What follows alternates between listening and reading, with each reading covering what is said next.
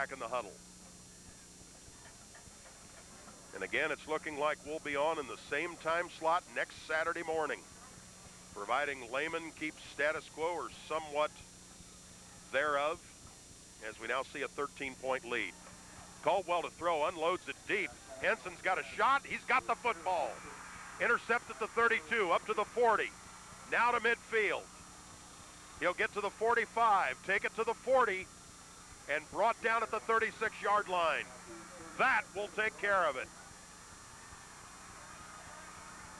The stop is made by David Hutzel, one of the offensive linemen, but the Cavaliers bring that one back with a 13-point lead, Mike. Well, that's Joel Henson's 8th interception of the year. It doesn't seem right without a Lehman game without Henson intercepting, and he's done it again. Sack, interception.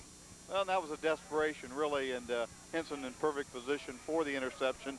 Now Lehman back on offense and simply can run the football game out and maybe put another score on the board, and that will send a lot of people home. It certainly will. Nose of the football almost at the, let's call it the 36. And that's all the farther Lehman is away from the goal. Split backs, nickel in motion. Hand off to Badgett. We should see a lot of that. He's to the 30, down to the 26-yard line, tackled by Caldwell. Looks like he has a couple extra things to say at the conclusion of a play that gained 8 yards. Can't imagine what Wynn would have to say at this point. Caldwell, excuse me, go home. Either one. Yeah, either one. That clock continues to move. That's good news for Lehman. 23-10 Cavaliers.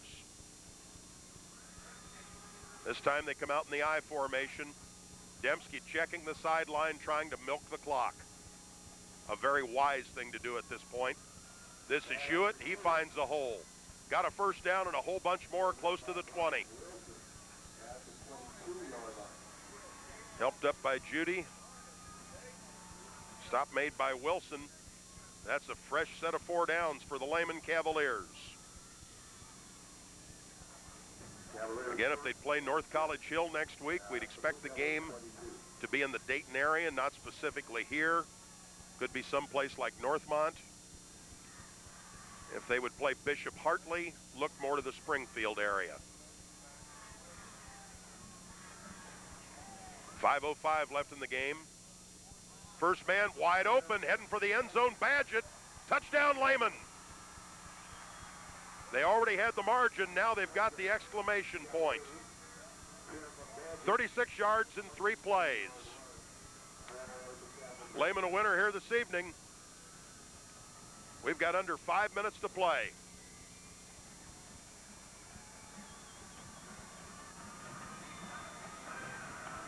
Sager will try the point after touchdown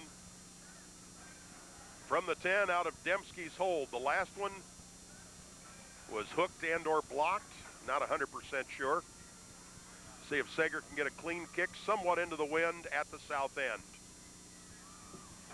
Ball's down, the kick is up. This one's pulled and it's no good. So the Cavaliers could, I'm sure, get some reps in on that before next week, but the good news at this point is that it doesn't matter. Lehman's up 29-10.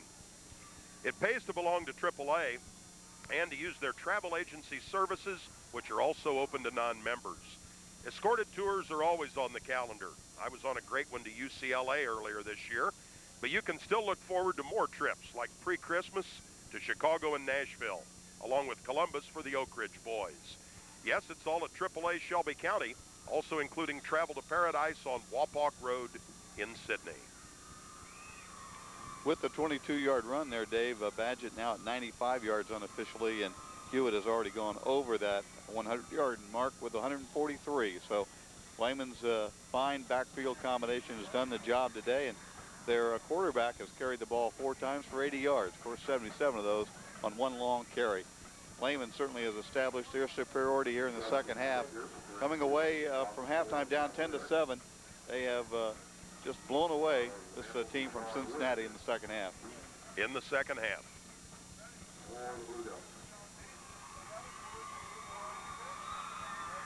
.457 to go. Sager will kick the knuckler. to preclude a long return. Well, that one will hit about the 15. Will it stay in? No. Out of bounds to 13. They can take it there, which obviously they wouldn't be interested in. Take it at their 35 or have Lehman kick it again. Those are the options with 4:57 to play. Show you how good a game Lehman's played. That's their first penalty of the night. And what a way to get it. Yeah. Yeah, it's actually a procedure penalty. That's interesting. Lehman, no fumbles.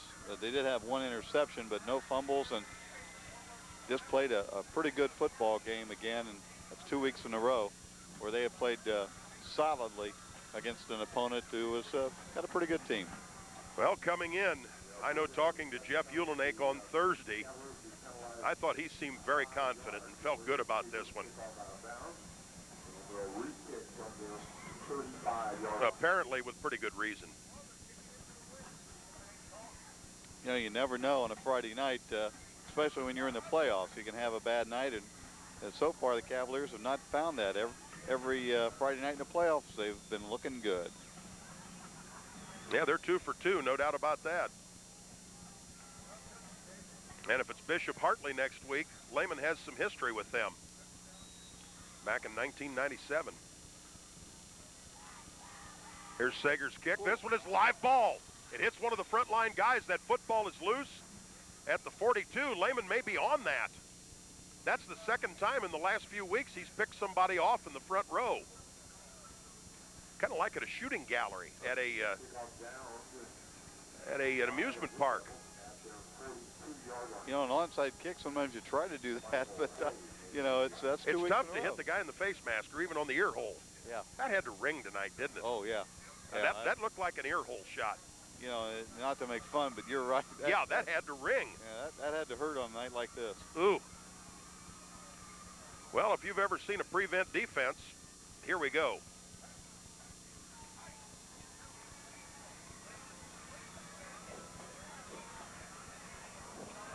I formation. Caldwell to throw a very deep drop. He gave it away that he was setting up a screen. This is Wynn, and Cisco catches up to him pretty quickly. Barhorst and Eikenberry, 72 and 66. You also see them getting up at the 46, and they're in no great hurry to get to the line of scrimmage.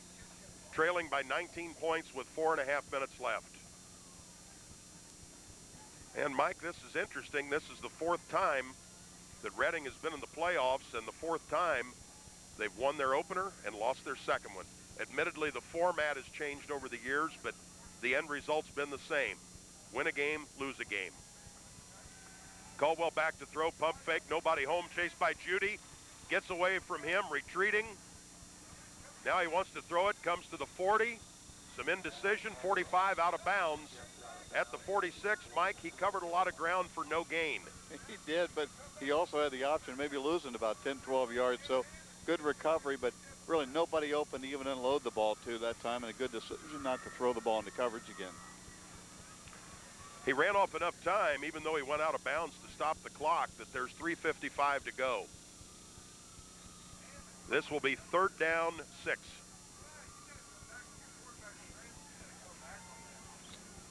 Lehman did a good job using the sideline. Anybody who was trying to come back to receive the ball was being forced to the sideline, just nobody open. Judy almost got a sack, but ended up several players and a number of yards away. There they pull a guard. He will lead the way for Caldwell, the quarterback. Tries to turn the corner, does not look to get the first down as Palmer, 42, in on the stop for the Cavaliers. Dan, catch the scoreboard. See if you can pick up the video of the Lehman crowd they're showing there. I don't think that may not show up real well. Okay, yeah, that's good. Hey, that's super. That's great. And Dan, they called timeout. Keep it right there. 3:34 to play. Lehman 29, as you see on the board. Reading with 10. There's an example of the video capabilities here at Welcome Stadium. The holidays are almost here, starting with Thanksgiving, and now's the time to shop for quality home furnishings and great gift ideas during Goffney Furniture's pre-holiday sale. An enormous selection of top brands awaits you. all displayed in galleries so you can see how the various pieces will fit into your home. You'll find special savings store-wide, and you can use Goffney's free 6 months, no financing on qualifying purchases. Goffney Furniture, a mile and a half west of I-75, exit 92, State Route 47 in Sidney. Shelby Landscaping at Russell and 29 south of Lehman High School in Sidney is ready to tackle your new projects and renovations, even around pools, patios, and decks. They also specialize in vinyl and chain link fencing. Visit Shelby Landscaping's extensive garden center, as fall is a great time to plant trees from a great selection. That's Shelby Landscaping at Russell and 29 in Sidney. Dave, you take away one big pass play that they had in the game that covered 65 yards. That's really been the only offense they've had tonight. This is very much a one-dimensional team going for it on 4th and 1, see if they give it to win. There's a problem with the snap. That won't even matter. That ball's on the turf, and the Cavaliers will take it over with 3:31 to go. This one has been in the books, and now the team that's ahead by 19 gets the football back. Dembski will be brought out to just simply sit on the ball. It won't be a straight kneeling job with 3:31, but I don't think you're going to see pass number 6 of the evening either. No. In fact, you'll probably see Badgett try to get 5 yards or better to get him over 100. Yeah, pretty good bet. I formation. Badgett the up back. Hewitt will take the football. Cuts it outside, got some room. He'll get to the 40, got a first down with a gain of 11 yards. Now I see Hammonds kind of using Hewitt to get up. That's not a good idea. First and 10 Lehman. They need to move the chains. There we go. That was called by the PA, I believe. Yeah. Yeah, the down marker said first, but the 10 yards was extended back to the north. At the time of the snap, there will be about 3 minutes. Bill Zimmerman, the offensive coordinator, will tell Dembski when to snap the ball. Nice article about those two in Thursday night's Sydney Daily News. Very much on the same page. This is Hewitt cutting it back, open at the 30, down to the 24-yard line. Stopped by Wilson.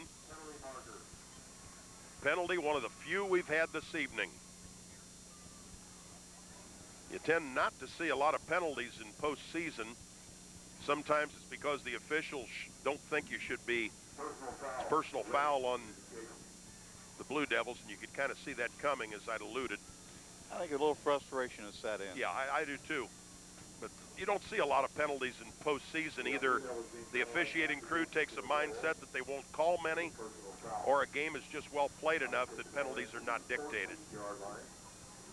Well, that's only the 4th penalty of the game against Cincinnati, and yeah, that's great. Just one against the Cavaliers. And of all things, illegal procedure for kicking the ball out of bounds on a kickoff. That's different.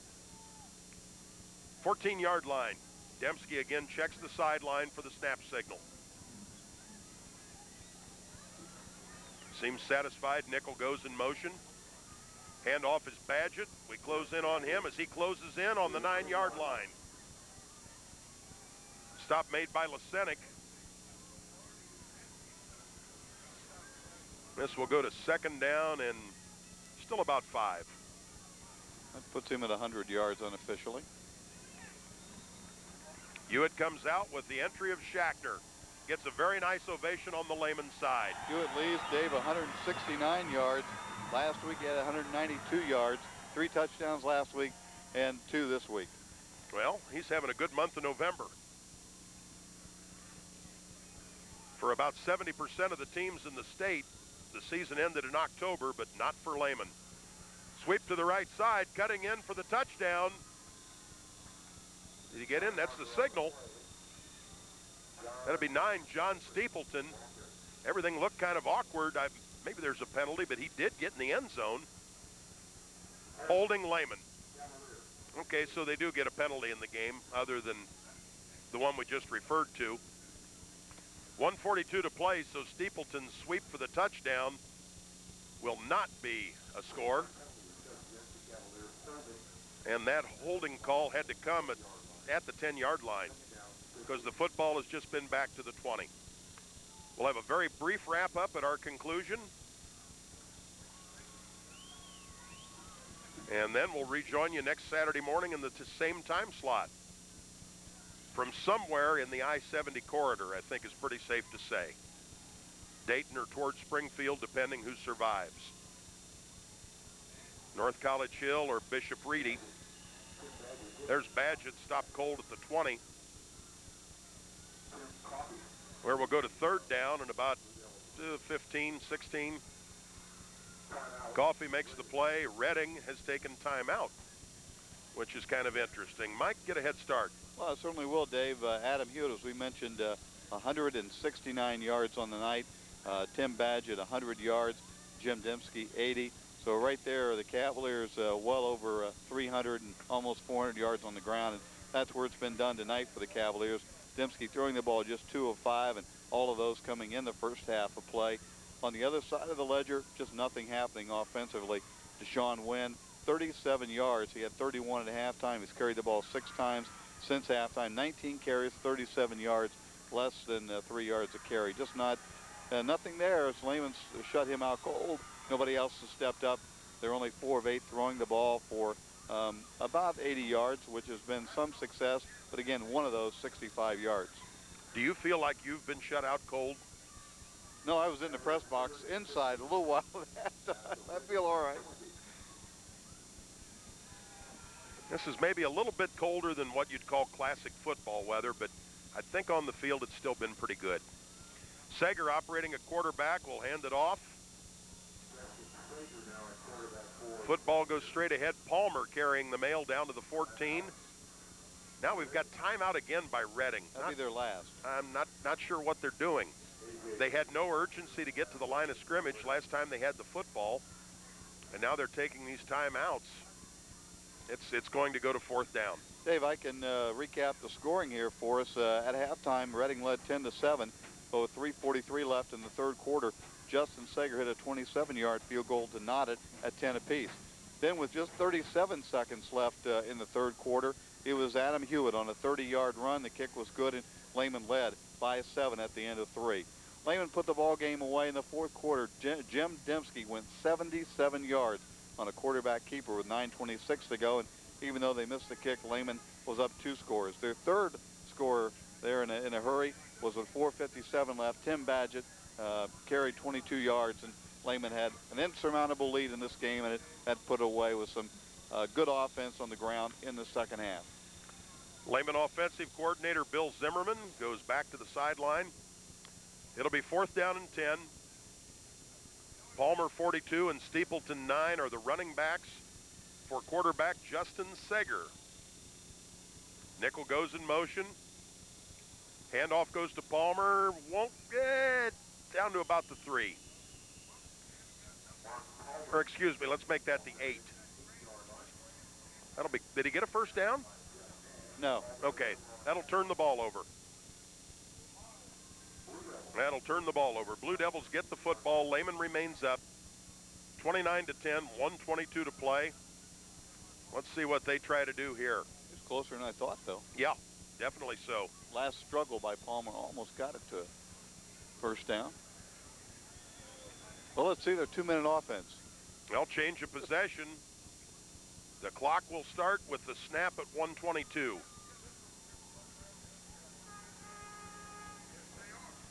Did you get updated to where you wanted to be? I think so. Good. Cavaliers just looking to run out the clock. There's a fake. Caldwell to throw from his end zone. Unloads almost with an interception is Palmer, 42. That'll stop the clock with 1:16. 2nd down upcoming. And again, we'll be on in the same 9 a.m. Saturday morning time, including an interview with Coach Jeff Uhlenake before week number 13 of Lehman football for the 2001 season.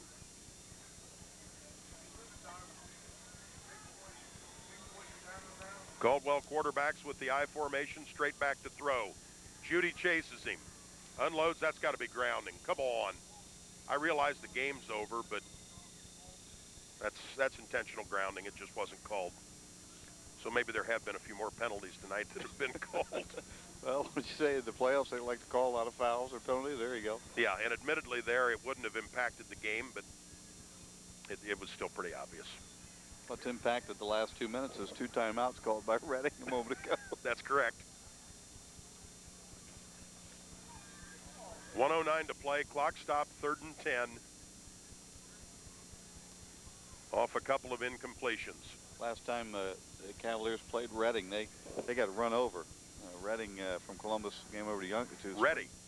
Yeah, I'm sorry. Yeah, not Reading. This is Reading. Yeah, they came over to a nice catch. Yep, they got a completion into the right sideline by Hammonds.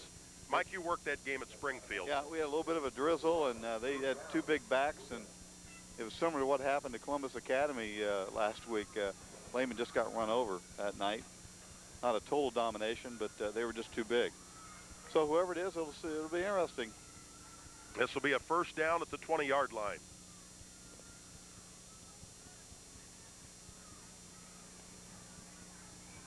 Well, if they'd play Ready and Reedy, I believe it's pronounced, if they'd go back to Springfield North, I know we've got a good place to work there. Absolutely. This is Caldwell to throw. He's got a ton of room to run with 57 seconds. Elko gets a hand on it, knocks it loose. I believe Lehman's on it at the 25, which should afford an opportunity to take a knee and get this game over. Again, the clock stops with the change of possession.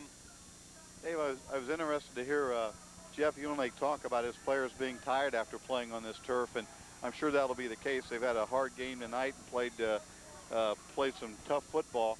So we'll see how they bounce back next week, which hopefully won't be on turf anywhere. I think you can pretty well count on it. And, you know, let's be fair, too.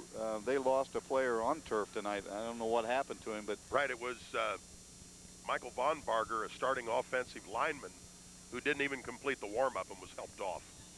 Sager will kneel on the football and will have to do it once more. Right now we show 44. Ball will be declared ready for play at 34, meaning one more snap. Lehman's 9th win of the year. They'll look for number 10 next week. Yep, any way you cut it, one more snap is coming. Mike has pretty well wrapped this up. We'll get some closing thoughts and rejoin you next week. Sager at quarterback takes a knee with 13, and it will count down.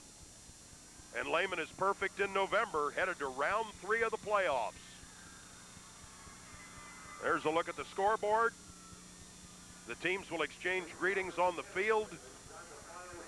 And another great night for Lehman football. Mike, the momentum continues. Well, excellent job by the Lehman coaching staff, facing a deficit of 10-7 at halftime. Came out and still executed their game plan, which was running the football and running it very well. And they did so, and they're going to run another week. At least for us, we'll be on the air again next Saturday morning. Looking forward to it. And we talked about the wind in the fourth quarter favoring Reading. In a game like this, our concern about that was mainly with kicking. Yeah, it was, and this was a one-dimensional team, and Lehman's too good a defensive ball club to be beat by one-dimensional offense, and they shut them down totally tonight, and now we'll face a different challenge next week, I'm sure, as they move on to the playoffs. That's Mike Lieber. I'm Dave Ross, and our cameraman has been Dan Eccles. Ross Media, in cooperation with Cable TV Sports, has been pleased to bring you Lehman Cavalier playoff football action on Time Warner Cable Channel 12. You've been watching Reading against Lehman. Up next Saturday morning, also at 9 a.m., more Lehman playoff football, and we'll keep doing it as long as they win, with the exception we are not allowed to do a state championship, as those rights have been sold. Same thing in basketball.